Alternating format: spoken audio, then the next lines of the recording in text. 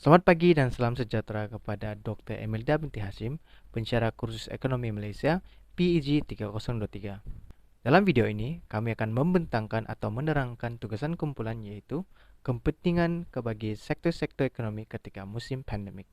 Sasaran sektor ekonomi bagi tugasan ini, kumpulan kami telah bersetuju memilih sektor tertiary ataupun sektor ketiga. Sektor ini meliputi pelbagai aktiviti daripada perdagangan kepada pentadbiran, pengangkutan, aktiviti keuangan dan hartanah, perniagaan dan perkhidmatan pribadi, pendidikan, kesihatan, dan kerja sosial. Asasnya sebarang perniagaan yang berkaitan dengan perkhidmatan di kawasan berhampiran dengan kami. Hai semua, sekarang saya akan menjelaskan berkaitan dengan 3 kepentingan utama sektor perniagaan untuk diceburi. Antara kepentingan sektor perniagaan adalah menyediakan peluang pekerjaan yang luas. Hal ini kerana wujudnya perkembangan kegiatan ekonomi menyediakan peluang pekerjaan yang luas kepada penduduk dan menyebabkan kadar pengangguran menjadi rendah. Kepentingan yang kedua adalah mampu meningkatkan taraf hidup penduduk. Ini kerana apabila wujud peluang pekerjaan yang luas, ia mampu meningkatkan pendapatan penduduk dan mereka akan mempunyai kuasa beli yang tinggi untuk mendapatkan keperluan hidup yang lebih baik. Kepentingan yang terakhir adalah mampu untuk menjana pendapatan negara.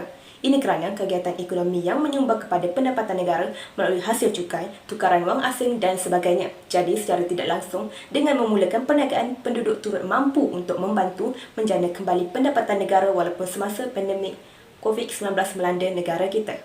Saya akan menerangkan cara-cara untuk menangani ataupun membaik pulih sektor ekonomi perniagaan selepas pandemik COVID-19.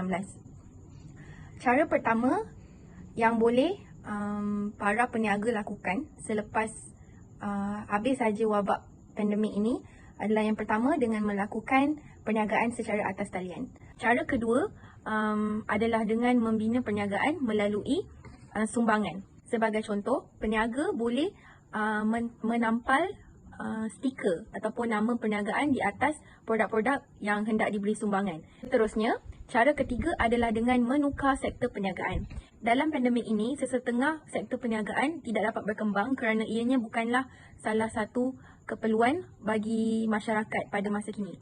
Peniaga bolehlah memperbaharui perniagaan mereka dengan menjual barang-barang keperluan untuk masa kini.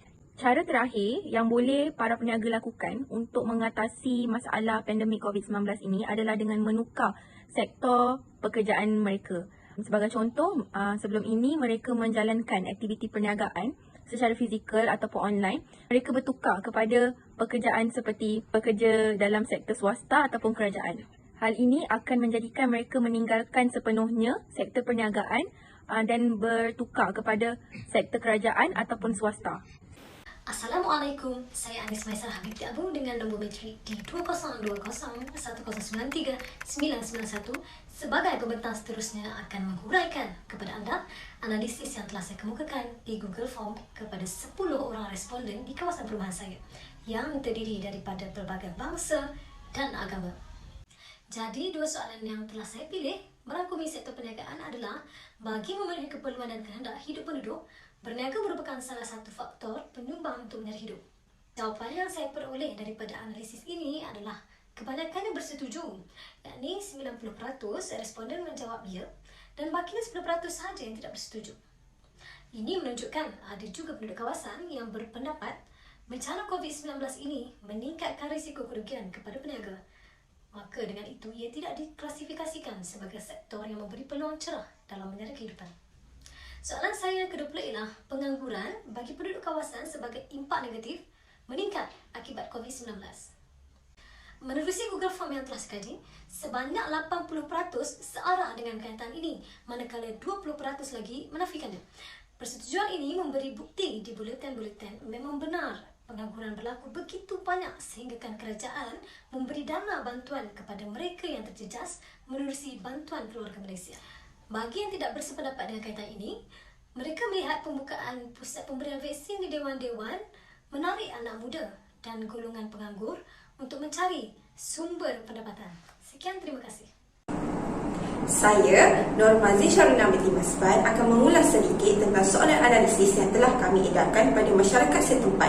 Antara soalan yang telah saya ajukan menerusi platform Google Form adalah, di musim pandemik ini, adakah majikan cenderung memilih tenaga mahir yang sedikit bagi memaksimumkan kos pendapatan sektor perniagaan? Setelah meneliti Google Form tersebut, seramai 40% orang memilih setuju, 40% orang memilih sederhana, manakala yang tidak bersetuju sebanyak 20%. Ini membawa maksud ada segelintir penduduk setempat juga mendorong memilih tenaga mahir untuk memaksimalkan kos pendapatan dari segi sektor perniagaan semasa COVID-19.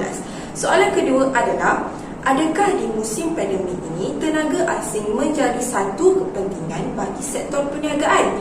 Peratusan bagi pemilihan setuju sebanyak 0%, bagi sederhana sebanyak 40%, manakala yang tidak bersetuju sebanyak 60%. Ini membawa maksud masyarakat setempat lebih memilih mengambil penduduk tempatan dalam pengambilan kerja bagi sektor perniagaan ketika pandemik COVID-19.